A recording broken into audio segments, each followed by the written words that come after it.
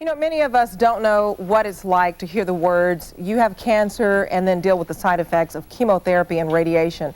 Cancer patients experience hair loss, weight loss, and changes in their skin and nails, and those changes can have a big impact on one's confidence and self-esteem.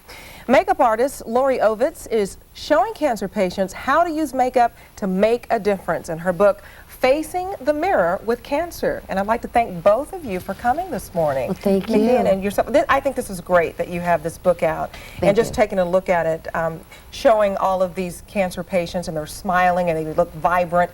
They look like they have hope. Well, you know what, the thing about makeup is that with Mickey, and thank you for being such a wonderful model for us today, but makeup can bring you back to your normalcy. So you don't have to feel not pretty anymore. You can feel like yourself again, and that doesn't mean that you have to look like you're wearing a lot of makeup. It just puts the eyebrows back on. Mickey's going through a time when she's lost her eyebrows, so there's ways and techniques that you can use to put on eyebrows that don't look like you just drew them on.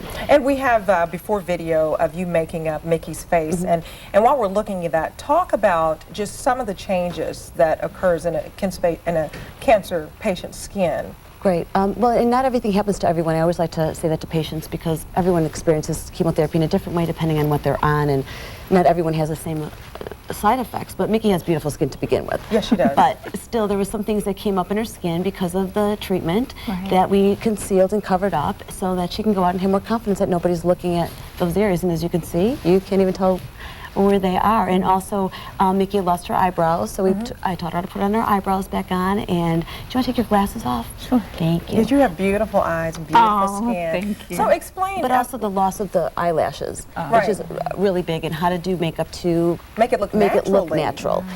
So we did that and put color back into your skin. A lot of people want to do that by adding too much makeup instead of using the right products to put it all in. And the book actually came about because it works. It just really works for people. And this was personal for you because your husband had cancer. 35 years ago, when there was no support and there was no tricks and there was no how-to book. There was nothing to help anyone. So the book is designed for men, women, and children.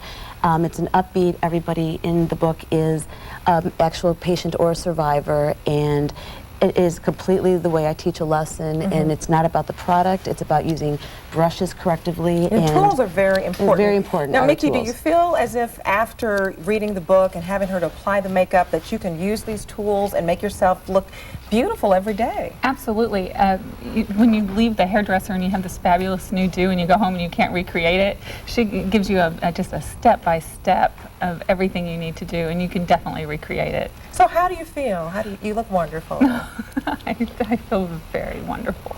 This is very emotional for you, as well with a lot of cancer patients. Yes, it does make a big difference to be able to not have to explain yourself or not have to, and it's not hiding, it's just feeling good about yourself. Just being able to face the mirror, like she says. The title of that book is so appropriate. Thank you. It is appropriate, and every time after you get a diagnosis, you look in the mirror and you see you are a cancer patient without your hair and without your eyelashes, and I mean it's just so obvious a reminder every time you look in the mirror, and she changes that. So what message do you have out there for other cancer survivors who may think that, you know, I don't like the way I look, I'm not going to even go out in public, I don't want the stares, I don't want the questions? It's tough, and it's an inner issue, but it's only cancer. The whole entire cancer experience is only as bad, as bad as your imagination makes it, and it's not nearly that bad. And so just go on with your life as any way you feel comfortable doing it.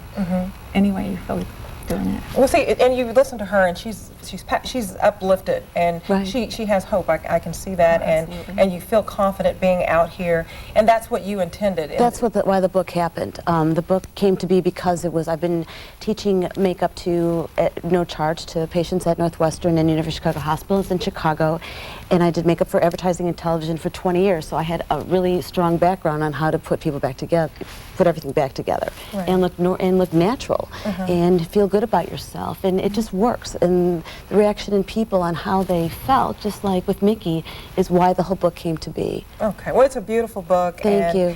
Mickey, you're beautiful. Oh, thank So you. keep stepping out there every day and facing the mirror. Thank you so much Great. for doing this and for sharing. Thank you. And offering how to teach this for free. That's Thank great. you. And people could check out our website, facingthemirror.org. Okay, we're going to give them more information. Again, Lori Ovitz's book is called Facing the Mirror with Cancer, and it's not available in stores. You can find it again by logging on to this website, facingthemirror.org. And Lori is doing a special makeup demonstration today at Gilda's Club on Oak Lawn in Dallas.